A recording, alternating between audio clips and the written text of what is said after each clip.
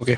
अच्छा, अब देखो यहाँ पे हमारे पास अब सेकंड प्रिपरेशन है। सेकंड टाइप प्रिपरेशन है सॉल्युबल सॉल्ट की। सॉल्ट वही, वो सॉल्युबल ही है।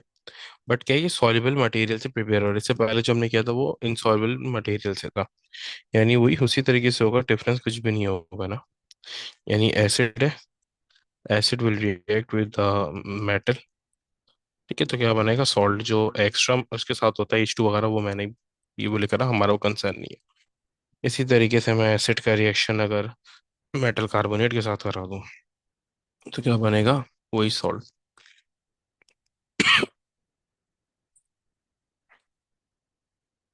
अच्छा, अब यहाँ पे जो है ना, हम जो है वो मेटल के साथ रिएक्शन नहीं करेंगे सीधा लिक्विड के साथ। यानी कि या तो हल्कली के जैसे मेटल वो कार्बोनेट हो गया, अब इसके साथ या तो हम मेटल हाइड्रोक्साइड के साथ रिएक्शन हम कर देंगे, यानी अल्कली के साथ ना। तब भी क्या बनेगा, वही सॉल्युबल सॉल्ट बनेगा।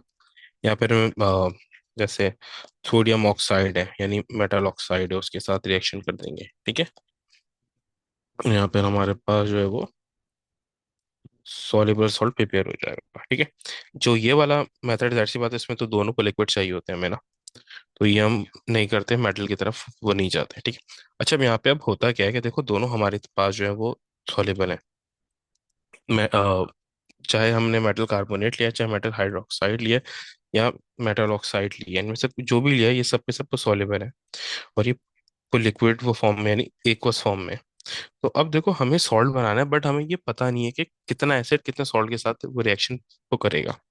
ठीक है, हम कोई अमाउंट पर डाल दें, सॉल्ट तो बन जाए, लेकिन उसमें बेस या एसिड का एक्सिस अमाउंट पर रह जाए। जाहिर सी बात है, बेस और जो एसिड है, यानी कि मेटल कार्बोनेट, मेटल हाइड्रोक्साइड और मेटल ऑक्साइड, तीनों को बेस होते हैं। अगर या तो इनमें से कोई पे बच जाए सॉल्ट के साथ, या कोई एसिड पे बच जाए सॉल्ट के साथ, तो वो टीनेचर कर देगा सॉल्ट को। तो हमें एग्जैक्ट अमाउंट पता होना चाहिए कि हमें कितना सॉल्ट चाहिए और कितना एसिड चाहिए। तो वो एग्जैक्ट अमाउंट फाइंड आउट करने के लिए जो मेथड परफॉर्म करते हैं ना, उसको बोलते हैं टाइट्रेशन। ठीक है, जो इनका अमाउंट फाइंड आउट करने के लिए टाइट्रेशन क्या होता है, is a method of finding the exact volume of a acid and base. Method to find the exact amount of substances. यहाँ पे लेकिन हम जो है वो एसिड और बेस के लिए यूज करेंगे कि एसिड कितना चाहिए, बेस हमें कितना चाहिए। अब देखो, यहाँ पे हमने एसिड लिया है H2SO4। ठीक है, we are taking H2SO4 as an acid and base as NaOH।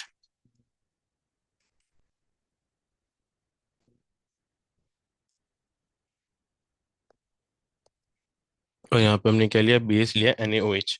तो यहाँ पे जो हमारे पास सॉल्ट बनेगा ना, सॉल्ट हमारे पास वो बनेगा Na2SO4 प्लस H2O। ठीक है, और बाकी जाहिर सी बात है यहाँ पे कि बैलेंसिंग आ जाएगी इस तरीके से।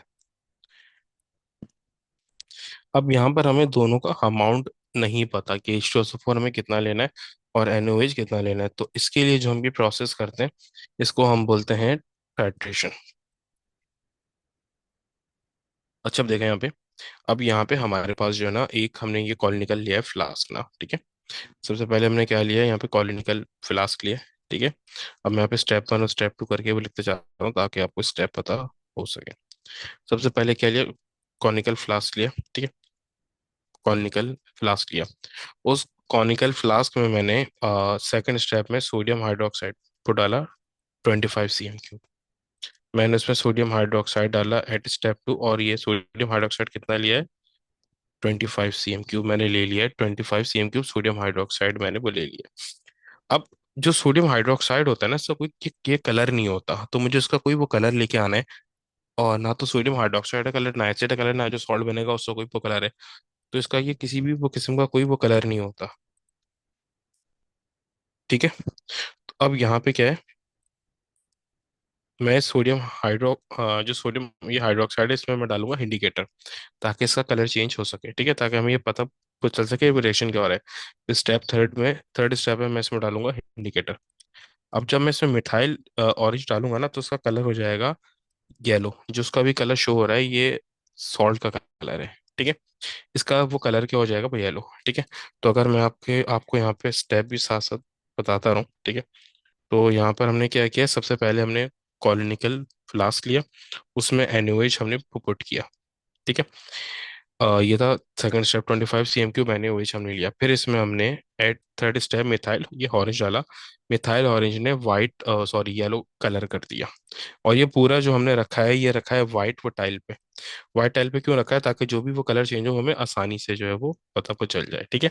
तो ये तो हमने ये कॉलिनिकल फ्लास्क का काम वो पूरा कर दिया। देन हमने ऊपर ये ब्यूरेट में, जो हमारे पास ये ब्यूरेट है, ब्यूरेट हमने सेटअप किया। ये ये क्लैंप के जरिए ने, और ये स्टैंड है पूरा। ठीक है। तो ये हमारा हो गया स्टेप 5। अब इस ब्यूरेट में हमने एक फिक्स वॉल्यूम तक, यहाँ तक हमने इसमें नाइट्रिक एसिड को डाल दिया। ठीक है। नाइट्रिक एसिड हमने इसे को डाल दिया। अभी जो ये वो सॉल्यूशन है ना, एट फर्स्ट इस सॉल्यूशन का कलर है वो येलो। एट फर्स्ट इस सॉल्यूशन का कलर है येलो। अब मैं क्या करूंगा, इसमें ऊपर से जो नाइट्रिक एसिड है ना वो मेरे पास, मैं इसमें क्या वो पुट करूंगा। नाइट्रिक एसिड है मेरे पास है, जैसे HNO3 है, HNO3 को मैं रिएक्शन करवा रहा हूँ NaOH के साथ, तो क्या बनेगा, NaNO3 मेरे पास सॉल्ट बनेगा। और H2O मेरे पास बनेगा। ठीक है। तो जो मेरे पास यहाँ पे, जब मैंने इंडिकेटर को डाला ना, तो इंडिकेटर का यहाँ पे जो वो कलर आया NaOH में, NaOH किस में था, कॉनिकल फ्लास्क में था। CF यानी ये कॉनिकल फ्लास्क। जब मैंने इंडिकेटर डाला तो उसका कलर हो गया येलो। ठीक है। कलर क्या हो गया, येलो। ठीक है। और ये मैंने डाले ब्यूरेट में। HNO3 मैंने किस में डाला, ब्यूरेट में डाला। ठीक है। और जो NaNO3 है उसका कलर क्या होगा, इसका कलर होता है ऑरेंज। ठीक है। तो अभी फिलहाल क्या है, मैंने कॉलिनिकल के फ्लास्क में मैंने NaOH लिया, उसमें इंडिकेटर डाला। इंडिकेटर ने इसका वो कलर क्या कर दिया, वो येलो। ठीक है। फिर ऊपर ये ब्यूरेट, अच्छा, और उसका ये वॉल्यूम कितना लिया, वॉल्यूम मैंने इसका यहाँ पे लिया 25 cm³। ठीक है। फिर मैंने यहाँ पे ब्यूरेट में ऊपर मैंने यहाँ पे नाइट्रिक एसिड वो लिया है। फिर मैं क्या कर रहा हूँ, ऊपर ये ब्यूरेट से ना, इसमें नीचे ये फ्लास्क में NH3 जो है वो ड्रॉप वाइज ऐड कर रहा हूँ। ठीक है। अब जब इसमें ये ड्रॉप वाइज NH3 मैं ये ऐड करूंगा ना, तो जो HNO3 ऊपर ये ब्यूरेट से आ रहा है पर ड्रॉप वाइज, वो NaOH के साथ वो रिएक्शन करेगा और क्या बनाएगा, NaNO3। तो इसका जो है वो कलर आएगा। अब यहाँ पे ये हो क्या रहा है, मैं फौरन से शेक कर रहा हूँ ना, ताकि मिक्सिंग जल्दी हो रहा है। तो जो वो कलर है वो फौरन ये वैनिश ये हो जाता है, ऑरेंज कलर। अब ये ऑरेंज कलर फौरन ये, और ये ऑरेंज कलर फौरन वैनिश ये हो जाता है। और येलो कलर फिर से ये प्रिवेल हो जाता है। तो रीजन क्या है, देखो मैं HNO3 वो डाल रहा हूँ NaOH में, NaOH का कलर वो येलो है। जब अभी वो थोड़ा सा ये HNO3 NaOH के साथ रिएक्शन वो करेगा, तो ये वो थोड़ा सा, बहुत थोड़ा सा NaOH को बनाएगा, सॉरी NaNO3 को बनाएगा। तो उस NaNO3 का जो कलर है वो ऑरेंज आएगा। लेकिन क्योंकि NaNO3 अभी जस्ट रिएक्शन होना स्टार्ट हुआ है, तो NaNO3 का जो कलर है ये ऑरेंज, वो फौरन डिसअपियर हो जाएगा, क्योंकि इसका अमाउंट अभी फिलहाल बहुत ही वो कम है। तो जो ऑरेंज कलर है वो फौरन डिसअपियर हो जाएगा, और येलो कलर फिर से ये आ जाएगा। अब मैं क्या करूंगा, मैं ऊपर से ड्रॉप वाइज HNO3 से डालता जाऊंगा NaOH में, यानी ये फ्लास्क में। और जो है वो कलर चेंज ये होता जाएगा, मैं शेक करता जाऊंगा। इसी वो तरीके से मैं क्या करूंगा, इसमें HNO3 ये डालते जाऊंगा, और नीचे से जो फ्लास्क है उसको मैं शेक वो करते जाऊंगा, मिक्स वो करते जाऊंगा। एक टाइम ऐसा आएगा कि मेरा जो येलो कलर है वो पूरे का पूरा चेंज हो जाएगा, किसमें, ऑरेंज कलर में। जो येलो कलर है वो पूरे का पूरा चेंज हो जाएगा ऑरेंज वो कलर में। क्यों, क्योंकि मेरा पूरा का पूरा NaOH ने यहाँ पे क्या कर लिया, रिएक्शन कर लिया, पूरा NaOH खत्म हो गया। और यहाँ पे क्या आ गया, NaNO3 का कलर जो वो प्रिवेल हो गया। पूरा जो येलो कलर था वो खत्म हो गया, क्योंकि NaOH जो है वो खत्म हो गया। ऊपर से जो HNO3 आ रहा था, उसने ये पूरे का पूरा NaOH के साथ रिएक्शन कर लिया।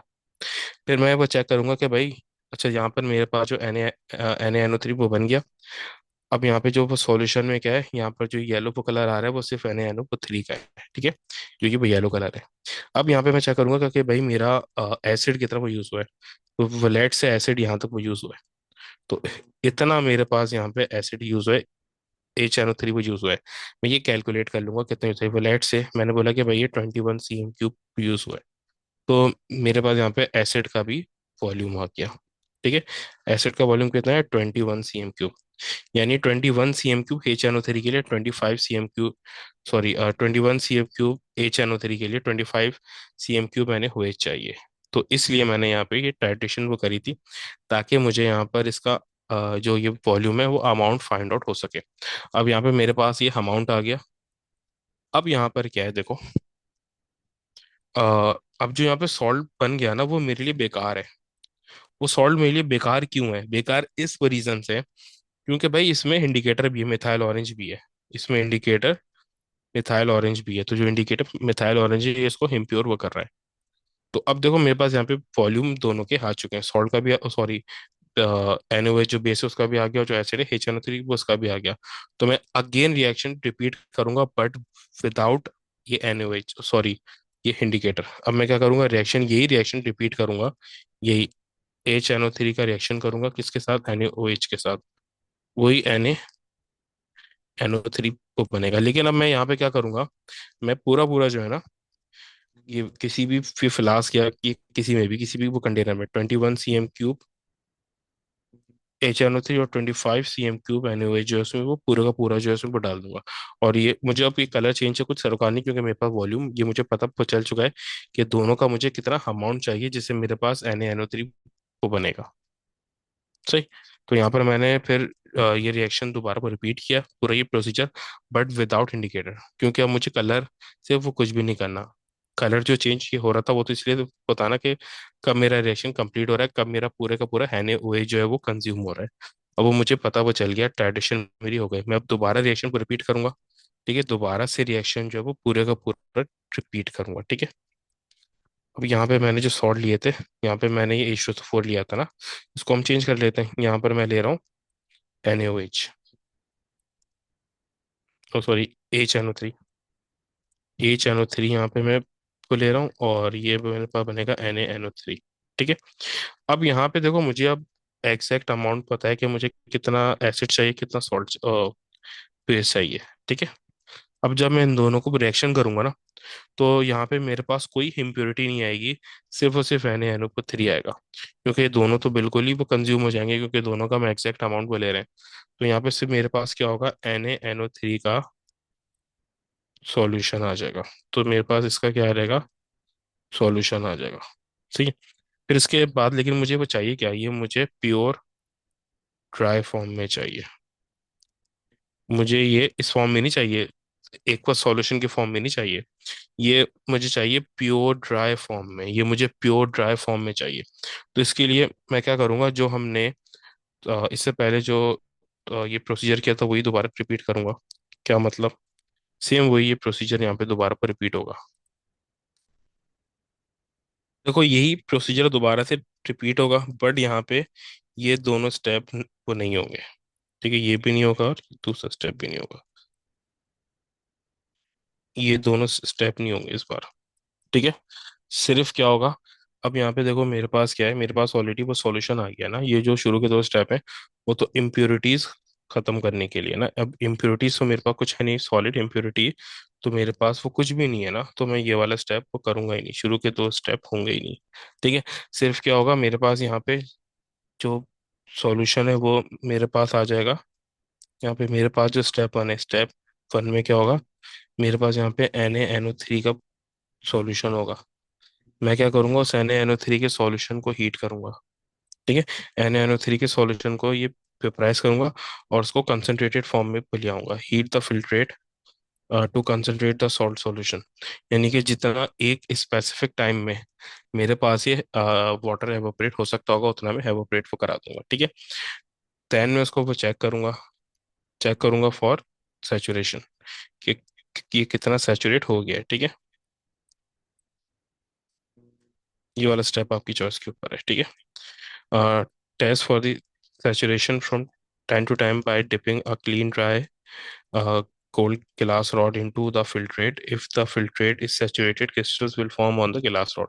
यानी जितना ज़्यादा वो सैचुरेट होगा, जितने ड्राई क्रिस्टल्स होंगे उतने ज़्यादा उस रॉड के ऊपर वो आ जाएंगे, यानी कि जमा हो जाएंगे। ठीक है। देखो स्टेप 1 में क्या किया, मैंने एवोपरेट किया, जितना ये कंसंट्रेट हो सकता था मैंने इतना कंसंट्रेट कर दिया। देन स्टेप 2 में मैंने उसकी सैचुरेशन चेक करी। अब मुझे पता चल गया कि भाई इतना वाटर इसमें अभी भी मौजूद है। तो अब मैं क्या करूंगा, बिल्कुल एक फाइनल स्टेप करूंगा।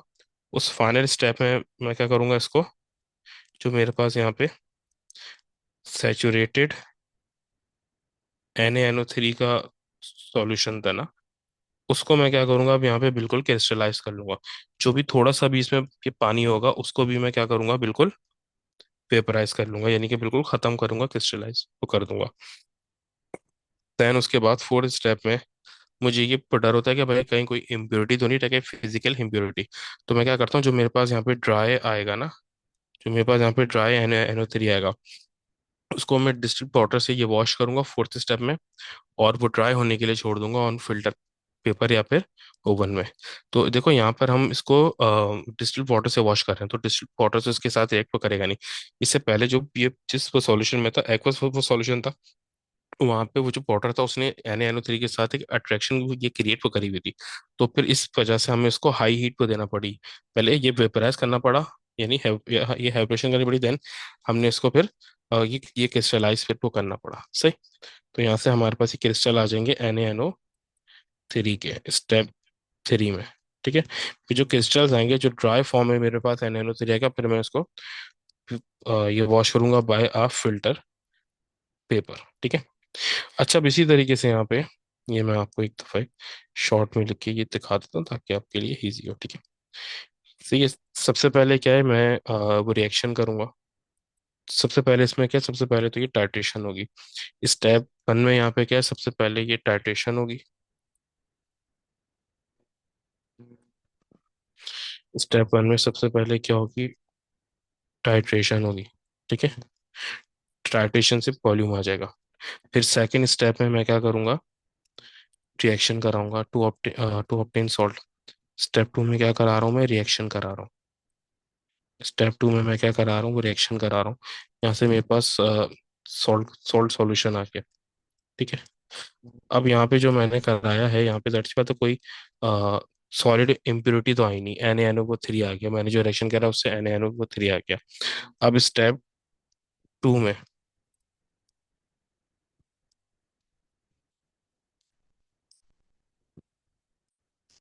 अब ये था स्टेप 1, अब step 2।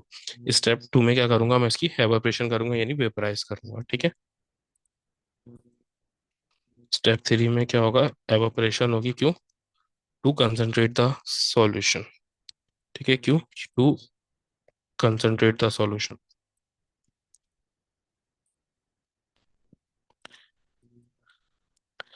To concentrate the salt solution, salt solution को कंसंट्रेट करने के लिए मैंने इसे एवापोरेशन करी। देन उसके बाद मैं क्रिस्टलाइज करूंगा। ठीक है,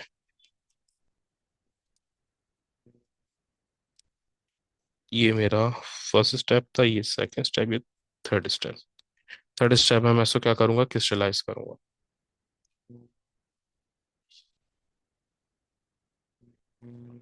जो फोर्थ वो शक्ल आएगी वो क्या आएगी, crystallisation to obtain 100% dry salt. 100% dry salt obtain करने के लिए मैं इसमें क्रिस्टलाइजेशन करूंगा। देन फिर आखिरी स्टेप में अगर मुझे कुछ शक हो रहा है कि भाई पता नहीं कि इसमें कोई इम्प्योरिटी हो या ना हो, तो मैं दोबारा क्या करूंगा, ये वॉश करूंगा। ठीक है, फिफ्थ में क्या करूंगा, do a washing with filter paper, sorry, distilled water, and leave it to dry on a filter paper और on oven. Do a washing with distil water to remove impurity, to remove impurity, any impurity, कोई भी जो छोटी बहुत impurity उसको remove करने के लिए क्या करूंगा, then leave it to dry on filter paper और ओवन। सही। तो अब यहाँ पे क्या हुआ, सबसे पहले मैंने दोबारा से एक्सप्लेन कर रहा हूँ, टाइट्रेशन में मैंने इनका वॉल्यूम फाइंड आउट किया, टाइट्रेशन करी थी वॉल्यूम फाइंड आउट करने के लिए। फिर देन सेकंड स्टेप में मैंने इनका दोबारा रिएक्शन किया। यानी HNO3 का रिएक्शन किया है किसके लिए, किसके साथ, NaOH के साथ।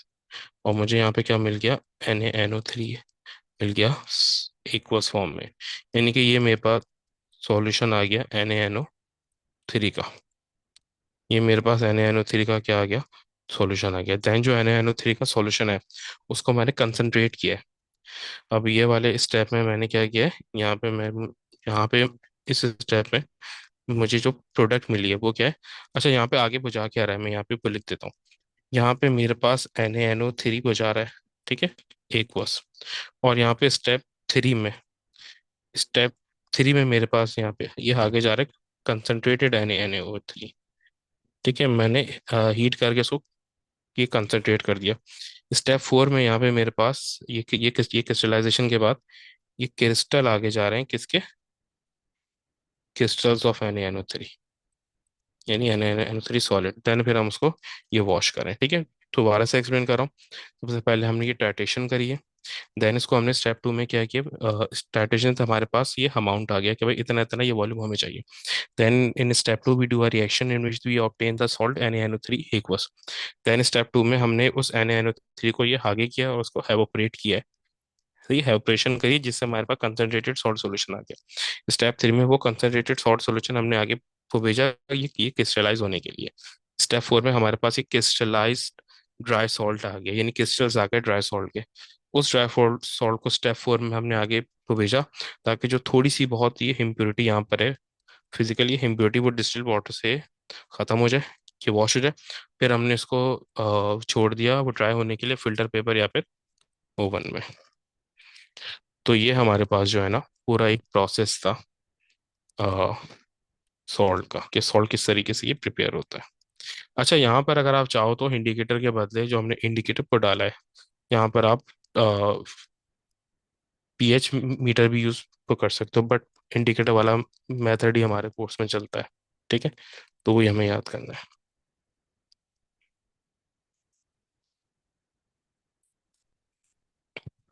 ठीक है, ये इस तरीके से हमारे पास